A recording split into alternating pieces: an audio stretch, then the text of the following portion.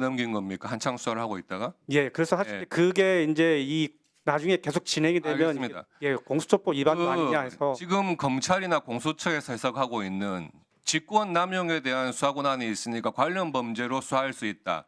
이것은 전례도 없었던 거고 당연히 처음 있는 사례이기 때문에 뭐 대법원 판례 같은 것도 없어요. 형사적으로 그 주장에 대해서 뭐 검증된 바가 전혀 없습니다. 공수처장님께서 체포영장이 발부됐고 구속영장이 발부됐으니까 사법부의 판단이 있었다. 이게 굉장히 잘못된 말입니다. 체포영장 발부한 사람 판사 한 명의 생각이고요. 구속영장 발부한 사람 판사 한 명의 생각이에요. 구속영장, 체포영장 발부됐다가 그것이 본안 심리할 때 구속이나 체포에 문제가 있다 하고 판결이 되는 경우들이 있습니다. 그래서 그 과정에서 수사가 된 내용에 대한 증거 능력이 다 부정되는 경우도 있고요. 대검차장님, 앞으로 공소 네. 유지는 검찰에서 하는 거죠? 예, 맞습니다. 그러면 검찰에서는 내란죄에 대한 수사권이 공수처에 있는 것이 분명하다 이렇게 공소 유지를 막 하시겠네, 그죠?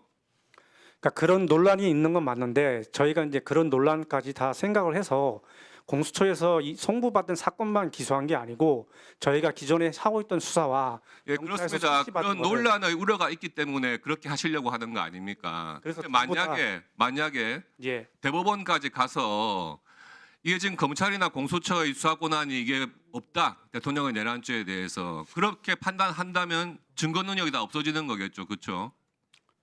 뭐 앞으로 일어날 일에 대해서 제가 답변하는 건 예. 그렇지 않은 것 그래서 그렇게 증거 능력이 없어질 수도 있는 지금 기록을 바탕으로 해서 헌법재판소에서 탄핵 소추 심리를 하고 있는 거예요. 헌법재판소법 32조 단서에는 재판, 소추 또는 범죄 수사가 진행 중인 사건의 기록에 대하여는 송부를 요구할 수 없다고 돼 있어요.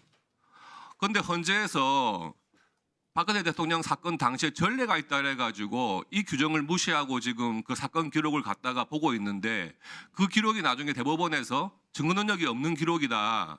그렇게 되면 이게 어떻게 되는 거죠? 잘못된 판결이 되는 거 아닙니까? 그래서 헌법재판소 51조에서는 피청구인에 대한 탄핵 심판 청구와 동일한 사유로 형사소송이 진행되고 있는 경우에는 재판부는 심판 절차를 정지할 수 있다. 이렇게 돼 있는 거예요. 이게 다 법을 만들 때는 형사사건과 탄핵소추가 같이 진행됐을 때 그런 증거 능력 문제까지 고려해가지고 심리를 정지할 수 있도록 딱 규정을 두고 있는 겁니다. 근데 이런 걸 지금 다 무시하고 재판이 진행되고 있는 거예요. 좀 더 주십시오. 네. 그러니까 국민들이 헌재의 이 지금 심리 절차를 못 믿겠다 이렇게 되는 겁니다. 대검차장님 오전에 말씀하신 것 중에 굉장히 제가 조금 의문이 드는 게 있어요. 역사적으로 중요한 사건이기 때문에 신속히 진행해야 한다 이런 말씀을 하셨는데 예, 역사적으로 중요한 사건이기 때문에 신중하게 진행을 해야 되는 겁니다. 철저하게 하겠다는 취지였습니다. 예, 그리고 오전에 그 질문한 내용 중에 그 공수처에서 검찰에 기록을 보내기 전에 검찰 수사관이 먼저 미리 공수처에 가서 기록을 열람 등사해온 사실에 대해서 공수처에 확인을 했는데 요청을 했는데 예, 요청을 해주지 않고 확인을 해주지 않고 있어요. 그 대검의 지금 수사본부에서 공수처에서 사건 기록 송부하기 전에 미리 수사관들 가서 기록 열람 등사해온 적 있습니까 없습니까? 의원님 저는 잘 모르겠습니다. 사실 그거는요. 그럼 누가 알고 있습니까? 제가 한번 확인을 한번 해보겠습니다. 확인해 보시고 답변 주세요. 예. 네.